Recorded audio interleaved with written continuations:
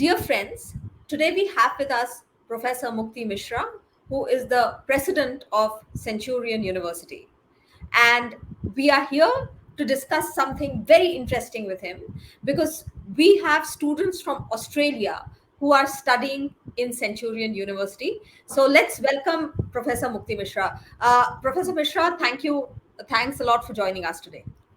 Thank you. Thank you very Uh, much. Pleasure. Professor Mishra, can you mention to us, can you tell us about the indigenous Australian students who have come to study at your university?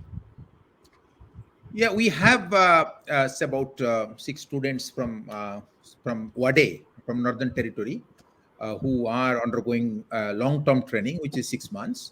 It's a residential program. They are staying on campus. They are being trained with other Indian girls, and we, of course, our campus has students from all across. We have Nepalese, we have Bhutanese, we have Africans. We have quite large number of Africans, but this is a very special program which we have designed for women, and the age group is from 19 or 20 to 60. So there are the is various segments of or the aged profile women, and our intention is that we skill train them, and they go back and start an enterprise of their own. That's how the purpose is. The end result is not to be a job consumer or to go for a job, but job creator, and through an enterprise and adopting entrepreneurship and being the entrepreneur. It has taken, of course, 6 years. We started this discussion in 2017, but then COVID came and derailed everything. But always it was to be residential. Then between 2017 and 2019, we had two teams of community members visiting Centurion to see the ecosystem, whether it is as per their expectation, whether they can stay, uh, or they can the learning ecosystem is good or not. So all these things we did, and they went back and submitted the report to their community. So they discussed among communities, and my friends Rebecca and Justin, people who work there, they navigated the whole discussion. It was completely with a consensus decision that they decided Centurion to be a destination for learning, training, and skilling ecosystem. That's how we have, and we are extremely proud of this project. And because, of course, we have challenges, but the outcome, what we see these women when they came, and women where they will go back in June after 6 months of staying here, I see the change is a paradigm shift. And then the other thing, which is that instead of just within the community of our First Nation populace, here they interact with other communities, other countries, even if they don't interact so openly, but the exposure is there. And whether they like it or not, they go and stand in the queue to pick up a coffee from the shop within the campus. So there they meet people say hello to them.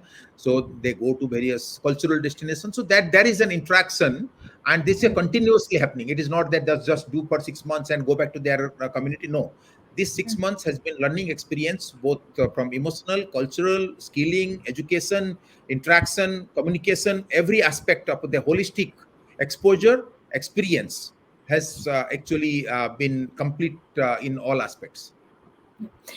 Professor Mishra, I do want to ask you that how did the idea come about? Because generally, when we think of education, we think of Indian students going to Australia, and also because these are indigenous Australian students, First Nations Australians. So, how did this idea come about, and what has been the experience so far? Look, you are asking a very pertinent question, and you have answered yourself. Normally, education means that Indians, we should go there, and that is what we call internationalization of education. That's what internationalization. That people going from India to Australia, Australia calls it international education. We also say that international exposure is one-way traffic.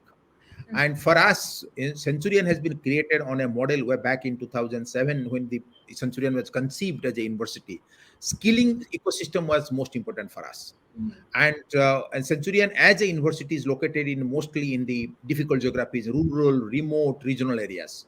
Other than one campus which is outskirts of Bhubaneswar, all other six campuses are in the regional, rural, remote, inaccessible, or what we call difficult geographies. So, because I know as myself also went or did my one master's and PhD from Australia, but I didn't go for education. I went on a job, then I did my course. But always I was very careful that whatever the traditional, what do we call that, stereotype, that education means you go to any country, English speaking country, and get your degree, or get your vocational education only from English speaking OECD countries or wherever, that's developed countries you go. But my intention was always to reverse that migration or reverse that channel. And as a skill university, as a university of difference, I was very clear, whether it is India or it is anywhere in the world, there is a competency, the degree and competency that don't match. So instead of higher education, which always they think that India is a difficult country, difficult place to go, and our focus is always the tribals in India, and this First Nation people have been always my attraction, that how to get them interested in our model. So I worked with also TAFE New South Wales. We got various batches from there, but they came for short term, and they just loved it. They just loved it. So because we had that 2014, 13, 14, 15, 16, all 4 years, we had the various batches from Bathurst, Burke, Orange, Dobo, all these places we had, and practically from outback areas, and they just loved the ecosystem Centurion. And this is how the idea came, that we must do something to have sustainable, scalable, which is substantial in nature, of building a bridge or building a relationship. Unless until you build a relationship country to country at that level, at grassroots level, all this international relationship becomes more, for me, I may be wrong, more cosmetics. Intrinsic value comes when you connect to the community. Only it's not about the government to government. It is not about the university to university. It is university to community, university to the lowest level or the grassroots level. So Wadeye as a place, many Australians don't know where is Wadeye. Many Australians have not visited Wadeye, but I have visited 4 times. I've spent a lot of time. I always, again, I'm going back next month there. So we decided we'll go to the community, we'll engage with them, and I took the lead, and with my, and that happened because of my friends are there. So these friends who are working there for many years now, 15 plus years, and they try to bring in change through the training, through the capacity building, through the competency enhancement. So they've been working. But I thought that all these things must put into institutional framework. So the institution means university. So the moment you can do the NGOification, you can do not for profit, you can do a small training, but giving them the exposure, experience, which can create an aspiration and aspiration, both inspiration and aspiration.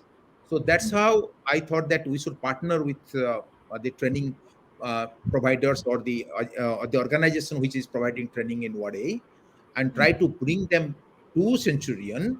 That's what to me is the most important bilateral relationship, when the communities from one country respect one institution in another country. And that's what the ultimate accomplishment for me personally. It's a big accomplishment that these women coming, or these girls and women coming and training and always talking about Centurion. Everybody in that community knows about Centurion. That's what the bilateral relationship is. And Yeah. when a smallest, tiniest tribal area university from India is being talked about in a developed country by the community members, that's what the bridging the gap, building the relationship, and creating a bonding between these two countries. And one final question to you, Professor Mishra. How important do you think are these kind of relationships? You've mentioned that, and especially, the relationship between indigenous communities, and not just for Australia-India relations, but also for the wider community in Australia. How significant is this step that you and along with others have taken? Look, we know in Australia that we are not doing enough for the First Nation. They are the real owners of Australia. Okay, we all are migrants, whether people admit it or not. We all have migrated to that country. They are the real owners of the country. Okay, we acknowledge that when every meeting in Australia, we acknowledge the traditional owners of the land and traditional owners of Australia. But just acknowledging is not going to do anything substantial. You have to do something about it. And this, if we can create an ecosystem, create an atmosphere, create an ambience which can hold, and which can make the First Nation communities comfortable, anybody else can be comfortable.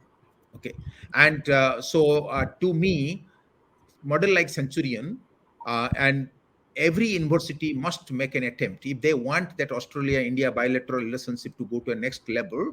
It should People should work at the grassroots. I'm not saying that they should not have scientific or high research, both in agriculture, industry, technology, you name anything. But ultimately, what matters, community to community.